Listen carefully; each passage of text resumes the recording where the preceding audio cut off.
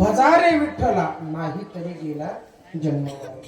अनेक जन्म घेतलं महाराज आपण. किती वेळा जन्माला आलो याचं गणितच नाही, सांगू शकत नाही आपण किती वेळा जन्माला आलो. पण साधू संतांनी त्याचं सुद्धा गणित काढलं. मनुष्य जन्म मिळण्याच्या अगोदर माणूस 83,909 योनी फिरला आणि मग वारा आला. जशी उन्हाळ्यात झूल किती ना वाऱ्याची, तशी मनुष्य जन्माची 6 आली. आणि तो जन्म आंधळ्याच्या हातामध्ये कावळा सापडावा, त्या न्यायानं आपल्याला तो प्राप्त झाला.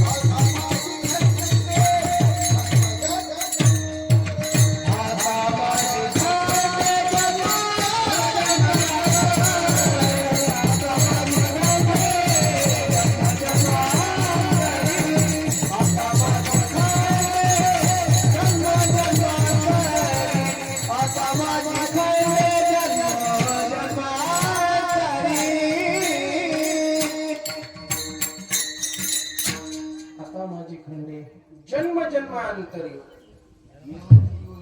जो उपायच शिल्लक नव्हता तो बोलून आला. बघा इतरही जीव आहेत. बोलू नका की मावशी, बोलू नका. लय वेळ झाला तुमचा आल्यापासून चालू. तुम्ही सगळेच उठा, खाली बसा. उठा उठा. तुम्ही काही नगरपालिकेच्या निवडणुकीला बसलेलं नाही. उठा. बसल्याशिवाय तुम्ही समोर येणार नाही. घरच्या माणसाने जर असं केलं तर बोललं तर बाकीचे नाही काय. तुमच्या लई दिवसाला गाठी पडलेल्या हा त्यांचं चूक नाही. गाठ मुवा आवडत नाही ना, पण मला सगळं लक्ष तिकडे लागायला लागलं. महाराज अनेक जन्म भेटलेत माणसाला, पण प्रत्येक जन्मात बुद्धी नाही भेटली. मनुष्य जन्मात सेपरेट बुद्धी आहे. बघा तुम्ही काय करायचं हा प्रश्न दुसऱ्याचाच नाही, तो स्वतःचाच आहे.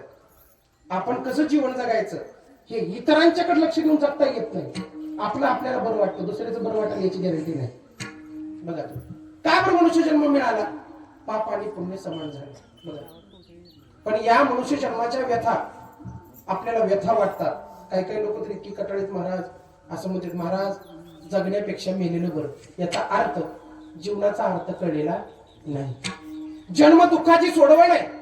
अनेक जन्म खंडन करण्याचं सामर्थ्य जर कुठलं असेल तर फक्त आणि फक्त मनुष्य जन्मामध्ये.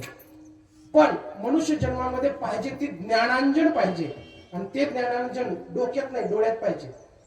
कारण पहिल्यांदा जे डोळे दिलेत ना ते डोळे चांगले आहेत. आता डोळे आहेत प्रत्येकाला, पण माणसं डोळा असून आंधळ आहेत.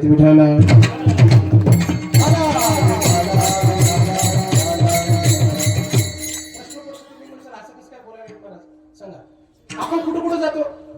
जिथं जायला पाहिजे तिथं जात नाही.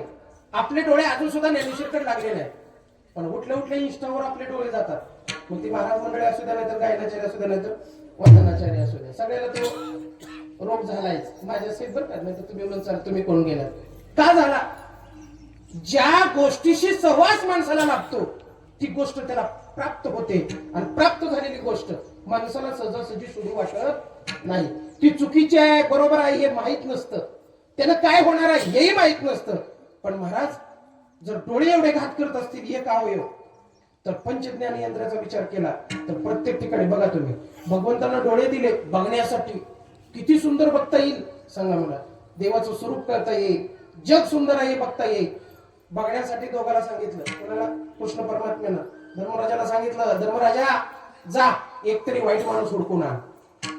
आता डोळे तेच होते. गेला धर्मराजा. इकडे दुर्योधनाला सांगितलं, जा एकतरी वाईट माणूस हुडकून ये. आपला एकतरी चांगला. उलट झालं. दोघ जण गेले, दोघ जण माघारी आले. पहिल्यांदा दुर्योधनाला विचारलं, सापडला का चांगला माणूस? म्हणजे तुझ्यासहित कुणी चांगलं नाही. म्हणजे देवाकडे बघताना सुद्धा काही लोक असंच बघतात दुर्योधनासारखं, देवानं आमचं वाटोळं केले. देवाचा काय संबंध आहे आपल्याला? देवाला काय आपल्या वार्डामध्ये उभं राहायचंय जेणेकरून त्याचं वाटोळं करायला? महाराज भगवान परमात्म्याने आपल्याला मनुष्य जन्म दिला, हाच मोठा न्याय अगोदर केलाय, पण तो जन्म आपल्याला कळाला नाही. धृतराष्ट्र आपल्या धर्मराजाला विचारलं देवानं, भेटला का एक वाईट माणूस? ते म्हणले, देवा या पृथ्वी तलावरती एक सुद्धा वाईट माणूस नाही. दृष्टिकोन बदलला की माणसाचं जीवन बदलतं. पण झालंय कसं, आपलं एका गावात आंधळ होतं महाराज, आणि त्या आंधळ्याला त्या गावामध्ये इतकी छेडछाड करायची लोक, एवढी त्याला त्रास द्यायची. बघा तुम्ही एखादा जर दिव्यांग माणूस असेल ना तर त्याची माणसं टर उडवते. मग तो लंगडा असू द्या, पांगडा असू द्या. महाराज तुम्हीच काय, जनकानं अष्टवक्राची टिंगल केली. अष्टवक्रानं विचारलं जनकाला, तुम्हाला वरून पाहिलं का आतून पाहिलं? माणूस वरून कळत नसतो, माणूस संबंधातून त्याच्या अंतकरणापासून कळतो. आणि ज्या वेळेस माणूस कळला त्याच वेळेस तुम्हाला संत कळतील, अन्यथा संत कळणार नाहीत. विठाल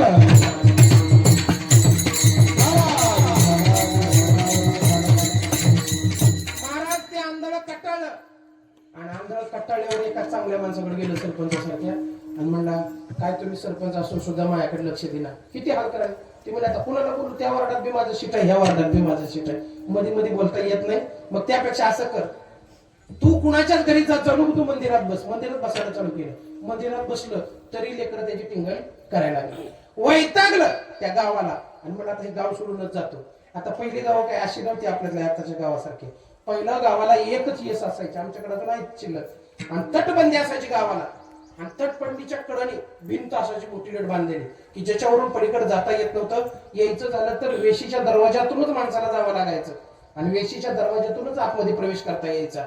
एवढी सुरक्षा त्या काळात केलेली होती, कारण ते छत्रपती शिवाजी महाराजांचं डोकं होतं. आता गावातनं कुठून जरी कुष्ट घुसलं तर चौकात यायला वेळ लागत नाही, म्हणून तर माणसं इकडून घुसतेत तिकडून घुसतेत, तरी सुद्धा त्या गावाचा अर्थ आपल्या लक्षात येत नाही महाराज. मग त्या आंधळ्यानं सांगितलं, येणकरी बाबा तिथं उभं होतं पाट काकड्याला, त्याला म्हणले बाबा मला आता असं कर, अंधार आहे तोपर्यंत मी गाव सोडून जातो. ते मग ते महाराज आंधळ्याला घेतलं आणि त्यांनी सांगितलं, हो की आता भिताड लागलंय, दरवाजापर्यंत काही मला येता येत नाही, मी इकडं बाहेर आहे, तू काय कर चापचत चापचत जा आणि दरवाजा आला की बाहेर निघून जा. ते आंधळ त्या भिताडाला धरून धरून धरून चालायला लागलं आणि नेमकं दरवाजापाशी आलं की त्याला गचकरण झालेलं होतं. कुठं? काकत. आणि त्या खाजवायला हात लावला. बरं खाजवायचं ते खाजवलं, उभा राहून खाजवायचं ना, चलत चलत खाजवायला लागलं आणि बघण्याच्या नादात तेवढा दरवाजा सुटला. पुन्हा ती भिंत लागली. त्या भिंतीच्या कडणी, आता पहिलं काही गावाच्या बाहेर जाता येत नव्हतं म्हणून लोक गावाच्या कडणी त्या भिंतीच्या कडणीच बसलेली असायची घाण करून. त्या घाणीत पडलं, उठलं, पडलं, पुन्हा आलं. असं एकदा नाही, किती वेळा फिरलं माहितीये का? 83,99,000 योन्या फिरलं महाराज. मनुष्य जन्म संपला की पुन्हा पटपजिती. ज्या आंधळ्याप्रमाणे आपल्याला सुद्धा कळलं नाही अजून महाराज देव कोण आहे, कसा आहे, आपण कुठून आलो, कशासाठी आलो. आणि मग महाराज त्या काळामध्ये 12व्या शतकामध्ये अजून कीर्तनाची सुद्धा मर्यादा चालू नव्हती. अशा काळामध्ये काही लोक ज्ञानोबराकडे पाहिलं. आईची साथ नाही, वडिलाची साथ नाही, जनगोताची साथ नाही, तरी सुद्धा ही पोरं चारीच्या चारी कोणाला भजत होते? पांडुरंगाला. का बरं बसतात? नेमकं कारण तरी काय हे विचारण्यासाठी सुद्धा लोक गेली आणि ज्ञानोबाईला हात जोडलं आणि त्यांना सांगितलं, तुम्ही ज्ञानाचे सागर आहात, आम्हाला काहीतरी उपदेश करा. उपदेश करायच्या नंतर आम्ही जन्माला आलोय खरं, पण नेमकं आम्ही काय करावं हे आम्हाला कळलं नाही. त्यावेळेस त्यांनी सांगितलं, बाबा तुम्ही आलात ना, आता काळजी करू नका, तुम्हाला सांगतो नेमकं माणसानं जन्माला आल्यावर काय करावं. एक तर जन्म भेटत नाही, आता मनुष्य जन्माची साथ भेटली आहे. ही साथ आपल्याला सोडायची नाही, कारण ही थोडक्या दिवसाची साथ आहे. पुन्हा मनुष्य जन्म मिळेल याची गॅरंटी नाही. जन्म नाही रे आणि हा पुन्हा भेटेल, नाहीतर काय काही लोकांना वाटतं पुन्हा मी जन्माला येईल. ते पुन्हा जन्माला येईल म्हणजे काय पुन्हा निवडून येईसारखं नाही. एकदा गेला की विषय संपला. आणि म्हणून महाराज अभंगाच्या पहिल्या चरणात उपदेश करतात,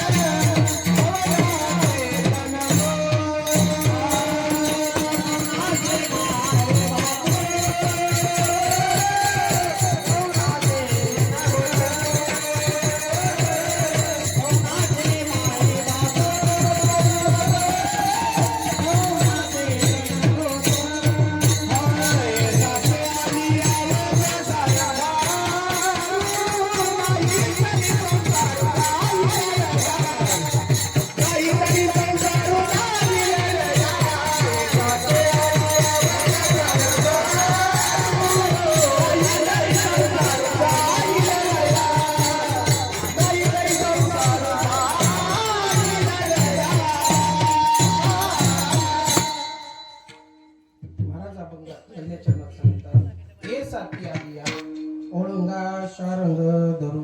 शारंग धरू म्हणजे कोण? कोणता हा देव आहे? हरी ऐकला होता, विठ्ठल ऐकला होता, पांडुरंग ऐकला होता. शारंगधर. शारंगधर म्हणजे कोणचा? विठेवर जो उभा आहे त्यालाच अनंत नाव आहे, त्याची रूप अनंत आहे.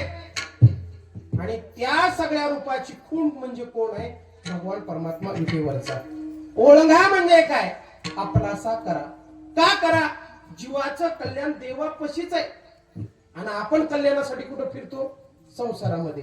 संसाराची व्यथा एवढी डेंजर आहे महाराज, जी लक्षातच येत नाही. ही माया आहे. ही माया कधीच आपल्याला काय सुधरू देत नाही बघा तुम्ही. पण हाच संसार बघता बघता आपल्या डोळ्यात देखत नष्ट होणार आहे. आणि एकदा जर विनाश पहिला चालू झाला ना तर आपण कुठंच कशालाच हात लावू शकत नाही. अजून आपल्यावर वेळ आली नाही. कोरोनाच्या टायमाला आपण थोडासा अनुभव घेतलाय की देव काय करू शकतो. सुनामी लाटेच्या टायमाला काही लोकांनी अनुभवलंय, बरोबर आहे का? आता परवा दिवशी एक डोंगर पडला. कुठं पडला? आपल्या इथंच राजस्थानमध्ये. सांगा, डोंगरानं जर उद्या विचार केला की पडायचं, किती किती गाव कोण टाकेल सांगता येत नाही. कोकणात फिरायला गेलेली पुन्हा माघारी सुद्धा यायची नाही ती, बरोबर आहे. समुद्रानं जर मर्यादा सोडायला चालू केल्या, अजून सुद्धा भगवंताने निर्माण केलेल्या निसर्गानं मर्यादा सोडलेल्या नाहीत. थोडा जरी विचार केला त्यांनी मर्यादा सोडायचा तर इथं आपलं काहीच खरं नाही. सांगा, रया जाणार म्हणजे काय? या संसारामध्ये आपण जन्माला आलो तरी सुद्धा या संसाराचा फायदा आपल्याला काहीच नाही. बघा, जन्माला आल्यापासून काय केलं आपण? आईच्या गर्भामध्ये वळवळ केली.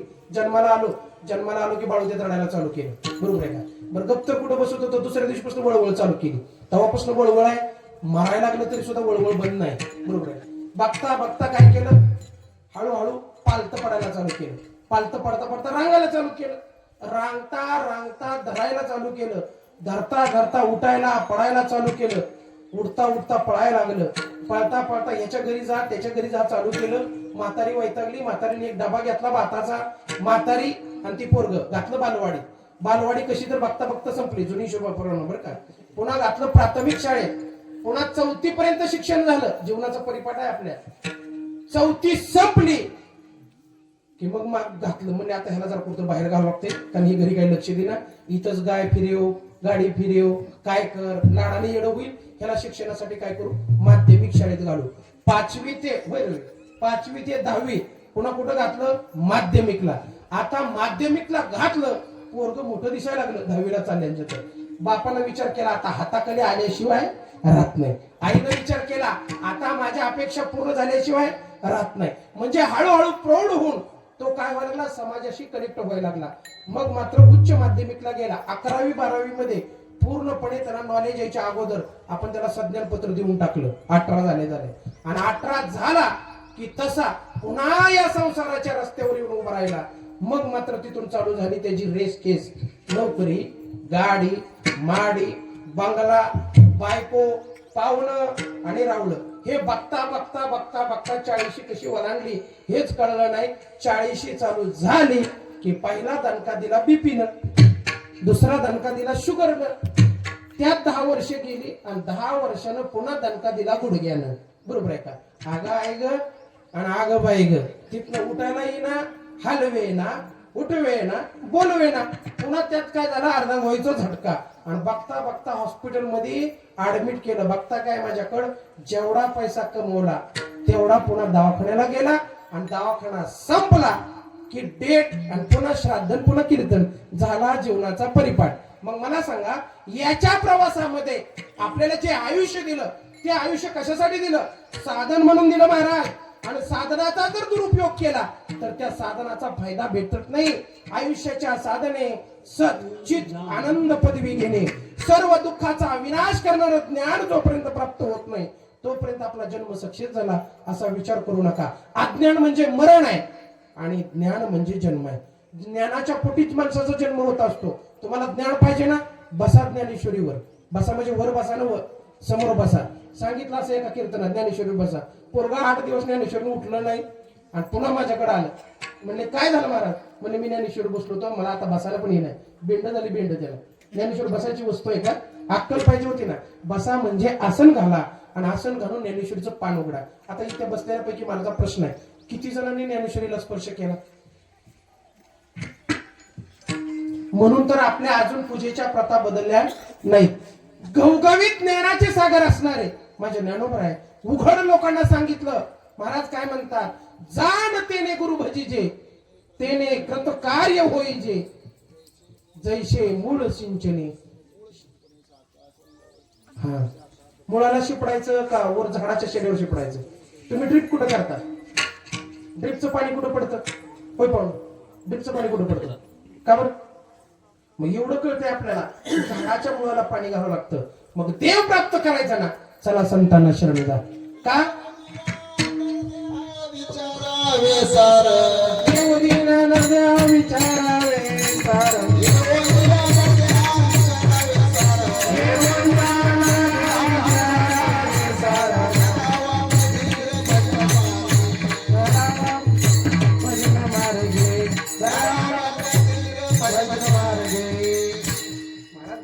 भजन मार्ग धरा.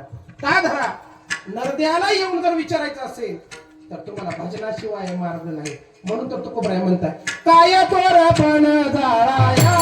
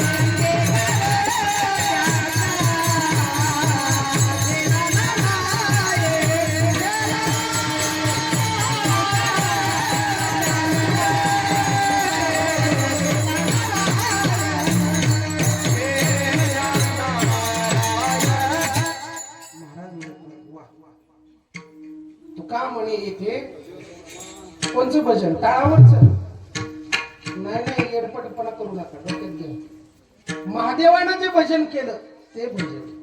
कोणचं भजन? आत्मरामाचं भजन. असंख्य साधना करा. साधना नाम घेणं म्हणजे देवाच्या दरवाजामध्ये उभं राहणं. तुम्ही आम्ही कुठे उभे? भगवंताच्या दरवाजात. नुसतं फक्त देव समोर आहे आपल्या. महाराज म्हणतात, देवाची द्वारी उभा क्षणभरी तेने मुक्तीचारी. किती सोप्यातलं सोपं करून सांगितलं ज्ञानोबांनी. का सांगितलं? त्यांना माहित होतं, खुणा माहित होत्या देवाच्या. मग काय म्हणा? हरिमुखे म्हणा, हरिमुखे म्हणा, पुण्याची गणना कोण करी. अहो, अनेक संतांनी सांगितलं हरी हरी तुम्ही का? तेने माया जाळ तुटतील. तोडायचा काय हे माया जाळ? संसाराची व्याख्या म्हणजे काय? आपण संसार कशाला म्हणतो? आपल्या रूपाने. साधू संतांची व्याख्या वेगळी आहे. ते संसार जाईल रे याचा अर्थ असं म्हणत नाही की तुमचं घर जाईल, दार जाईल, शेत जाईल. हे आपल्या आपल्या विचारावरती आहे. संसार म्हणजे काय? जन्माला येणं आणि मरणं आणि त्याच्यामध्ये जे आयुष्य सापडलंय का याचाच विस्तार म्हणजे संसार आहे. पुन्हा जन्माला यायचं, पुन्हा मरणायचं, त्यापेक्षा आलेला जन्म सार्थकी केल्याशिवाय सोडायचा नाही. तो काय म्हणे? जन्म आल्याचे सार्थक आणि विठ्ठलाची एक. मग काय बघायला पाहिजे? आपण एकच विठ्ठल बघायला पाहिजे आणि तोच चार रंगर आहे. नाही बघितला तर हातात असणारा संसार जाईल. संसाराची व्याख्या काय? आई, वडील, मुलं, बायको, नाती, गोती. महाराजांना विचारलं तुमचं कसं आहे? बघा म्हणले सगळ्या आळंदीत माझे मामा आहेत, मावशी आहेत, नाती आहेत, गोती आहेत, पण आमच्याच आई वडिलांनी आमचा विचार केला नाही. समाज काय म्हणतो म्हणून आम्हाला चारी भावंडाला पोरकं केलं आणि देहांत प्रायश्चित्ताची शिक्षा भोगली. ती खरी आहे का खोटी आहे याचा सुद्धा न्याय लागलेला नाही. मग सांगा मला कोण आहे या वाटेवरती आपलं? सांगा. आता कुणीच नाही ना. ज्ञानोबाईकडे पाहिलं कोण असेल हो त्या काळात? आता जर एखाद्याची आई 2 मिनिटं गावाकडे गेली तर ते पोरग कावरा बावरा होतं आणि आई सुद्धा तिथं कावरा बावरा होती. सांगा. समोर माहिती आहे आपलं कुणीच नाही, आपल्याला त्रास देतंय आणि अशा अवस्थेमध्ये देहांत जायचं सोपी गोष्ट नाही.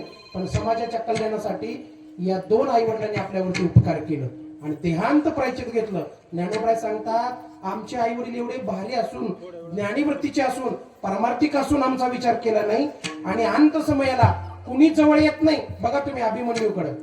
कोण आहे अभिमन्यू? कृष्ण परमात्म्याचा भाचा, ज्यानं जग 4 वेळा थांबवलं. जगाची गती ज्याला बंद करता येत होती, ज्याला यमापासून प्राणा माघारी आणता येत होतं, ज्याला यम सुद्धा सलाम ठोकीत होता, नवी नवी त्याची ताबेदारी करीत होता, त्या अर्जुनाला आपलं अभिमन्यूला कृष्ण परमात्म्यानं मृत्यूच्या जबड्यातून बाहेर काढलं नाही. त्यावेळेस त्याला एकट्याला प्रसंगाला तोंड द्यावं लागलं. मग सांगा एवढी नाती असून सुद्धा जर सगळ्याच्या समोर आपलं अभिमन्यू सारख्या महान वीराला आपला शेवट होताना कुणाची मदत घेता आली नाही तर तुमचं आमचं काय? ज्या संसाराची आपण व्याख्या करतो ना त्यातली नाती आणि गोती मृगाजळासारखे आहेत असं उदाहरण दुसऱ्या चरणात माऊली देतात.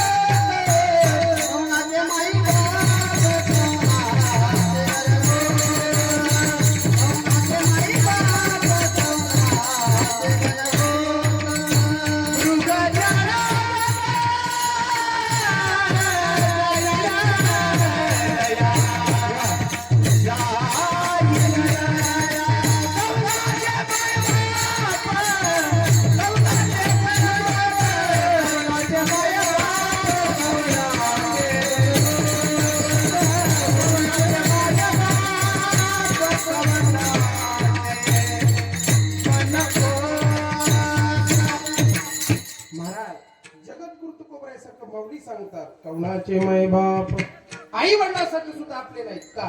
मृत्यूच्या टायमाला हे आपल्याला सोडवणार नाही.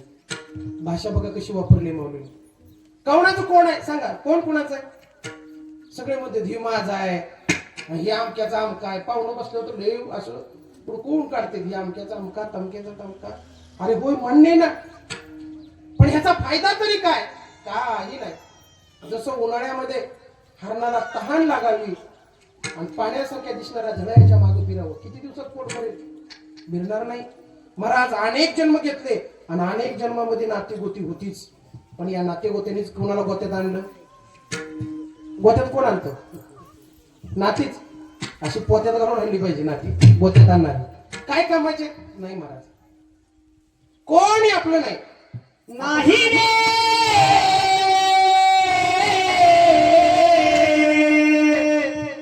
नाही कुणाचे कोण,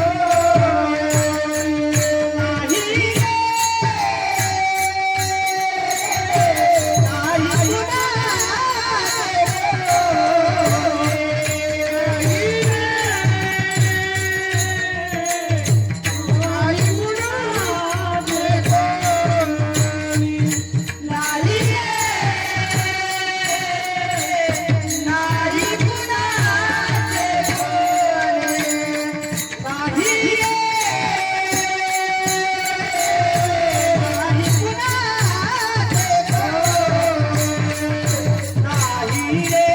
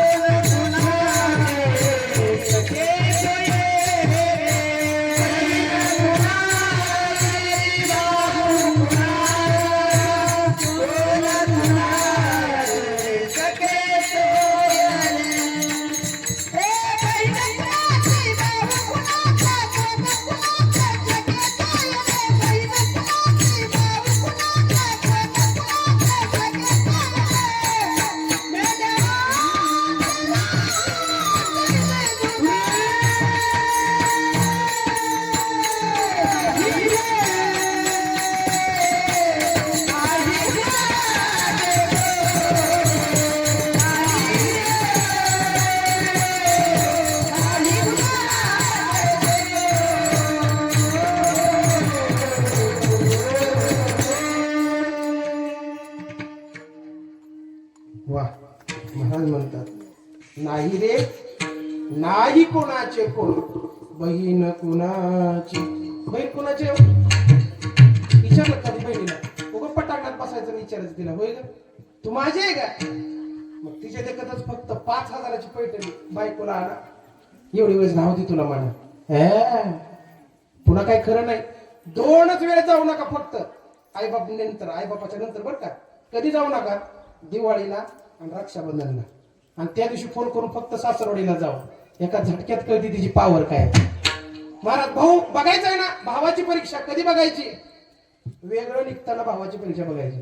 फक्त त्याला म्हणायची वरच 2 एकर मला राहू दे, कारण मी लेख असता खाल्ले. हा तुमची पॅन्ट इजारीची सुद्धा 2 तुकडे करील, ते म्हणेल माझ्या सासरीने आणलेलं कापड होतं, तुला देणार नाही. अहो परीक्षा बघायची ना, उलट चला. उलट चाललं की परीक्षा बघते. चिमटा घेतला की माणूस करतो, घ्यायचा ना तर शेजाऱ्याला. असं सांगायला लागलो. दुःख आला, एकटा पडला ना माणूस, मग मात्र नातीची अशी टोपणं उघडायला चालू होते.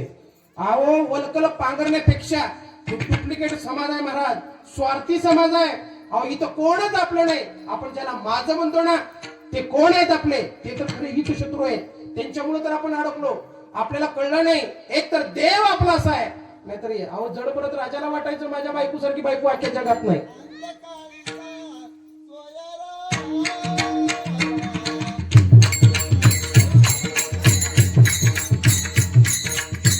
अंधकारीचा सोयरा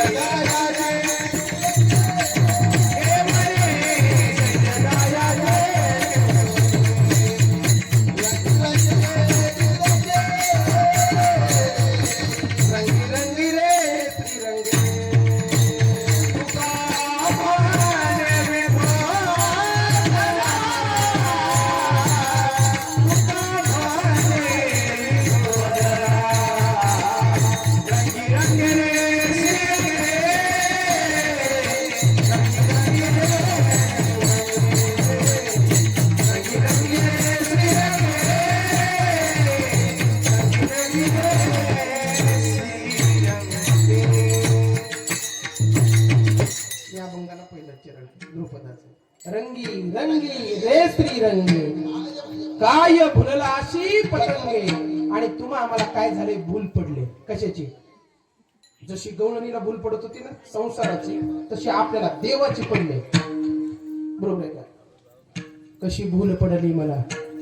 गवळण मथुरेला निघाली. गवळण कुठं? मथुरेला. आणि जाताना कृष्ण बघितला. इकायला गेली दही दूध. आणि तिथल्या लोकांना म्हणायचे घ्या कृष्ण. आणि खाली काय द्यायची? दही द्यायची. मला तिची अवस्थाच बिघडून गेली. आपलं उलट आहे. आपण कुठं जरी गेलो तर आपण व्यवहार नाही विसरत. आपण माणूस आहे हे नाही विसरत.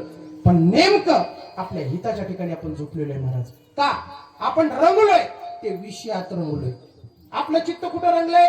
विषयात. आपलं चित्त कामात रंगले, क्रोधात रंगले, लोभात रंगले, षडविकारात आपलं चित्त रंगले. आणि रंगलेल्या चित्तामध्ये भगवान परमात्मा कधीच बसत नाही. कारण त्याचा रंग जरी असला अनेक रूपाचा तरी त्याचा रंग मात्र सावळा आहे. पंडू रंग, पांढरा शुभ्र. कुणी त्याला श्याम वर्ण म्हणले, कुणी कुणाला कसा दिसला, कोणी कसा दिसला, काही सांगता येत नाही. पण महाराज म्हणतात शरीर जायचं आहे आणि ते जाण्यासाठीच तुम्हाला दिलंय. शरीर जायाचे शरीर जाहीर क्षणात जायाचे शरीर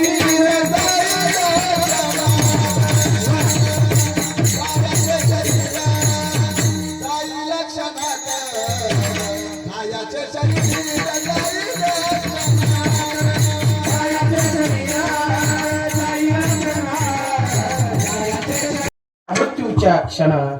म्हणून तर महाराज म्हणतात क्षणाला खूप किंमत आहे. क्षणो क्षणी हाची करावा विचार. कशाचा विचार करायचा? ज्या विषयात आपण लोपलोय, कुठपर्यंत विषय बघचाल आपण? तारुण्याच्या अवस्थेत आहे तोपर्यंतच. एकदा वृद्ध अवस्था झाली, कानावरची केस पांढरी झाली की ओळखायचं आता लाकडं, गवऱ्या, बरोबर आहे का, कापड, 4 बांबू, पेंड्या. तुमचं नाही सांगत, माझं सांगायला लागलो. गोळा करायला चालू केले मी. काल सुतुडी घेतली 1 किलो. बस होईल का? सुतुडी घेतली. पान तेवढं तुम्ही घेऊन द्या म्हणजे पानावर पान पडेल. बरोबर आहे. चांगलं असतं चांगल्या माणसाला पान घेऊन दिलेलं. बघा तुम्ही कवा कवा गुलालाकडे बघत जावा, कवा कवा बुक्याचा. आधी मरोस्तोर बुक्याचा ना आपला समुदाय नाही आणि मेल्यावर त्याला बुका लावते ती. आता काय ती होऊन नाटाचे होय. बरोबर आहे का? पुन्हा तुळशीची पानं. आधी आयुष्यभर आटकडे महाराज कोणाचाच कार्यक्रम सुनका सोडला नाही आणि पुन्हा मेल्यावर त्याच्या तोंडात तुळशीचा पाला. वा वा वा. कोंबड्याची पक्क दिवसा कोंबायला पाहिजे त्या तोंडात. बरोबर आहे का? पुन्हा तुळस करून काय करायचंय? जोपर्यंत आयुष्य आहे तोपर्यंत सावध व्हायला पाहिजे. नाहीतर महाराज आपण सावध नाही राहिलं तर काळ मात्र बेसावध नाही. महाराज म्हणतात शरीर जाईल जाईल त्याशी किंवा देह जाईल जाईल त्याशी काळोबा खाईल. एक दिवस काळोबा नावाचा वाघ येईल आणि आपल्याला खाऊन टाकल्याशिवाय राहणार नाही.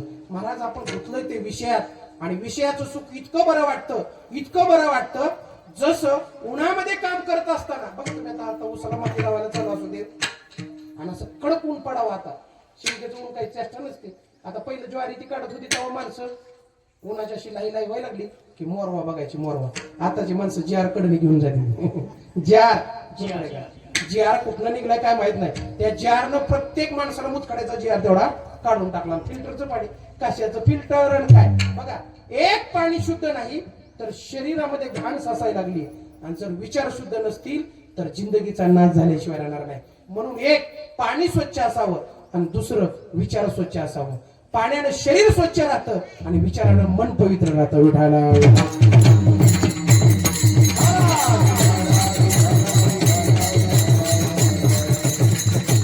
महाराज शरीर इतकं सुंदर आहे. याला जगवायचं आहे कशासाठी? फक्त आणि फक्त त्याची प्राप्ती करण्यासाठी. नाहीतर या शरीराचा काही उपयोग नाही. एका मिनिटात घरची उचलते ती. किती मिनिटात? एका मिनिटात. विचार सुद्धा कोणी घेतो. किती उलट सांगा. आमच्याकडे तर पेटवायला पोरगच असते. तुमच्याकडे कोण येतं? कोण येतं? त्याला हात थर कापते का त्या पोराचं असं लाट लाट लाट लाट. उलट तिथं म्हणते बरं झालं बाबा सगळं गबा ठेवून गेला. त्या गाडी वडून रिकामं होतं. तेवढंच नाही करत. बोंबल म्हणून जोरात बोंबलतं काय काय जण तर. इतकी जोरात बोंबलते ती. विचारलं एक जणाला एवढं का जोरात बोंबला? आम्हाला रोज बोंबलत होता. एकदाशी गेला. बरोबर आहे का? महाराज इथं तुम्ही उलट चला हो. उलट चालल्याशिवाय काही कळत नाही. गोपीचंद्रायाला मैनावती सांगायचे अरे या राण्या दिसतेत ना ह्या लई चॅप्टर आहेत म्हणले, तुला जाऊ देत नाही. ज्यांनी नवनाथ वाचला त्यांना कळलं असेल. मग नवनाथ वाचलेल्या आईने तर म्हणावं ना पोरा गुतू नको बाबा, आम्ही गुतून गुतून लय राडा झाला, तुझ्या बापाचं माझं अजून जमत नाही असं कुणी म्हणत नाही. जगात 2च आया झाल्या, कुठल्या? मदनसा आणि एक मैनावती. जिना आपला मुलगा मार्गी लावला. आता जर पोरग लय भाषणाच्या नादी लागलं व्याजाला, तर आमच्या भागात मध्ये ती पाठ बिघडली. आता ती बबलेला सकाळी मी येताना आणायला लागलो, मला काय म्हणावं दोघा ठिकाणी, म्हणजे इंजिनिअरिंग कॉलेजचं पोरग आहे, त्याला काय महाराज बुवा करता का काय? आता काय मग त्याला काय करायचं सांगा मला. बुवा असं होऊन असं कुणी सांगितलं? बुवा म्हणजे काय बुवाबाजी ना हो महाराज. बुवा म्हणजे आत्मकल्याणाचा मार्ग. महाराज म्हणतात, द्या रे आत्मसुख उघडा ज्ञान दृष्टी, द्या रे आत्मसुख उघडा ज्ञान दृष्टी, द्या रे आत्मसुख उघडा ज्ञान दृष्टी, द्या रे आत्मसुख उघडा ज्ञान दृष्टी, द्या रे आत्मसुख उघडा ज्ञान दृष्टी, द्या रे आत्मसुख उघडा ज्ञान दृष्टी.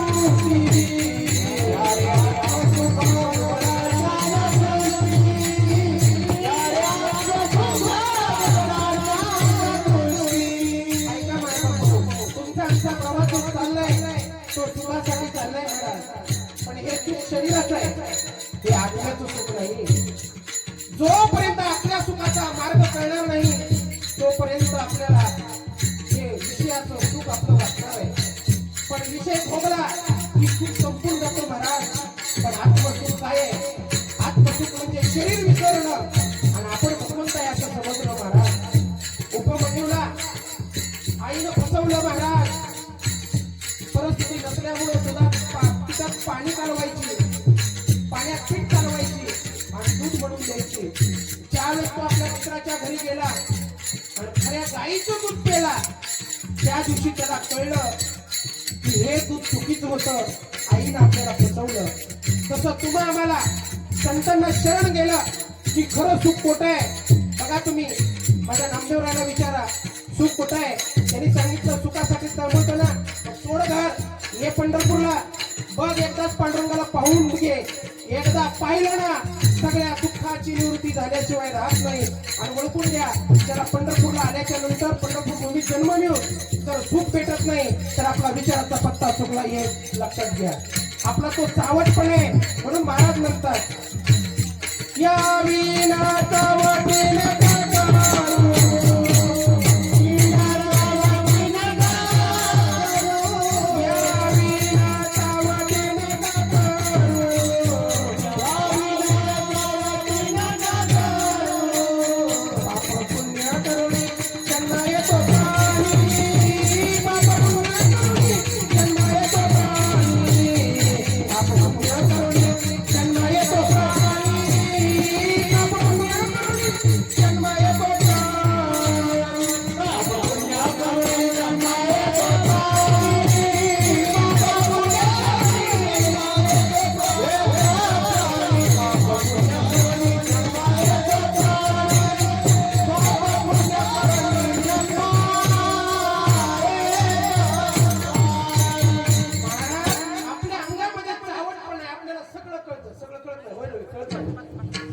आता पाणी देताना हात तर कापायला आणि स्टिंगची बाटली फोडून मित्राला देताना बरं काय नाही. इथं समाजात यायचं सोपं नाही बरं का.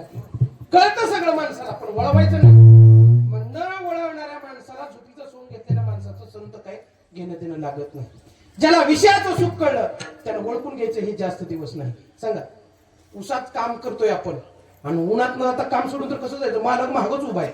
चॅप्टर असलेला मालक काय तुम्हाला सोडून जाईल होय?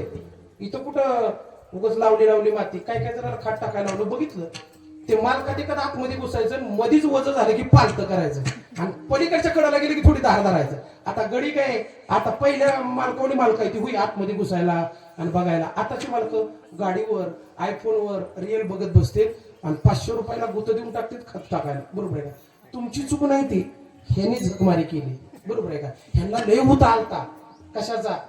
भक्तीचा मार्ग शिकवता. उगा असा चोप दिला महाराज. परमार्थातली लोक सुद्धा अजून अशा सुटलेली नाही. तुमचं नाही सांगत बरं का, माझं सांगतो. नाही तुम्ही दोघं म्हणता सुटला काय मोर्चा आमच्यावर. तुमच्यावर बोलतच नसतो मी तिकडचं सांगायला लागलो आमच्याकडचे. मला सांगा, ज्यावेळेस त्या उन्हात लाही होती आणि त्यावेळेस असं शिळूप पडावं असं बरं वाटतं महाराज. त्याला वाटतं आता ही ऊन काय हटत, आता सावली हटत नाही. असं बघस्तोर खाली बघस्तोर कधी ती ऊन निघून जाते हे सुद्धा कळत नाही. तसं तुमचं आयुष्यामध्ये जे आपण विषय सुख बघतो ते कधी जाईल सांगता येत नाही. आपण कोण आहे? बेगडाची बाहुली आहे महाराज. पहिले बाहुल्या करायला शाडू नव्हतं, फायबर नव्हतं, कुठलाच धातू नव्हता. जुनी लोक कुंभार काय करायची, शेण आणि माती कालवायची आणि त्याची बाहुली तयार करायची. आता ते शेण माती झाकण्यासाठी काय करायची, बेगड वर्ण लावायची. तसं तुम्ही आम्हाला बेगड लावली. कोणाला गोऱ्या रंगाचं बेगड आहे, कोणाला काळ्या रंगाचं बेगड आहे. पण आतमध्ये लय गहन आहे महाराज. ही जर बघितली ना एका मिनिटात माणूस उठून जाते. तिथं आपलं शरीर असलं नाचू द्या थोडं, आपल्याला ते बघवत नाही. आणि तशी बेगडाच्या बाहुली पहिले खेळायची आणि लेकर खेळायला लागली बातुकलीचा खेळ. कसा? बातुकलीच्या खेळामधली राजा आणि राणी, राजा राणी अर्ध्यावरती डाव मोडीला अधुरी एक कहाणी. आणि माणसं जमली की म्हणते आता एक कहाणी चालू झालेली आहे, पण ती कहाणी शेवटला दोघांचा ओळख्यासारखी झोप मोडल्याशिवाय आणि तोडल्याशिवाय राहत नाही. राजा राणीचा खेळ कोणाच्या हातात असतो? लेकरांच्या खेळणाऱ्याच्या. आणि त्या दोघांचं भांडण व्हावं. बाहुली एकीकड, नवरदेव एकीकड, ताट एकीकड, ती मोड घर सुद्धा मोडतं. मी बांधलंय म्हणतो, बरोबर आहे का? आपलं पण तसंच आहे. एकदा राग शिरला आपण घेतलेलं म्हातारामध्ये आगावपणा करायचं नाही. लगेच सौद्याला बसून संध्याकाळी डांगडिंग करायची नाही. 2 एकर आपल्या नावावर आहे. म्हणजे ज्यानं खेळ केला तीच मोडायला तयार होतं. म्हणून नात्यात तरी प्रेम ठेवा. ज्या विषयासुखाच्या अपेक्षेनं आपण नाती एकत्रित केले त्या नात्यामध्ये तरी प्रेम टिकवा. जर नात्यामध्ये नाही प्रेम टिकवलं तर आपल्याला संसाराचं सुख लागणार नाही. मुळात तर संसारात सुख नाहीच, तरी पण आपल्याला वाटतं. महाराज जशी त्या शुळुपाची सावली कायम राहत नाही तशी या जीवनाची मिळालेली साथ कायम राहत नाही. म्हणून संतांना शरण जावं लागेल, कारण संतांशिवाय आपल्याला या गोष्टीचं ज्ञान होत नाही. म्हणून माऊलीला विचारलं नेमकं हे विषयाचं सुख कसं आहे. जसं ती बेगडाची बाहुली पाण्यात पडली किंवा त्याच्यावर पाऊस पडला तर बेगड निघून गेलं की शेण आणि माती जिकडे तिकडे होती, तसं आपल्या शरीरातला प्राण निघून गेला की आपली विल्हेवाट लावायला आपलीच लोक तयार होतात. म्हणून माऊली दृष्टांताच्या रूपाने अभंगाच्या 3ऱ्या चरणात सांगतात,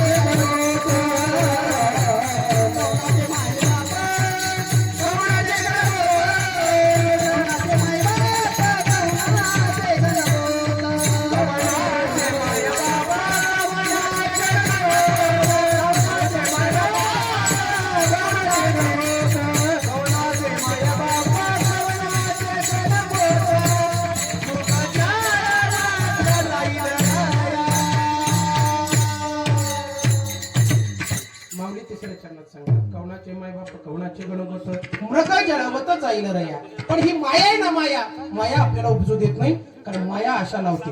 ही माया जर नष्ट करायची असेल तर देवाच्या स्वरूपाचं चिंतन करावं लागतं. कसं? विठोबा रघुमाई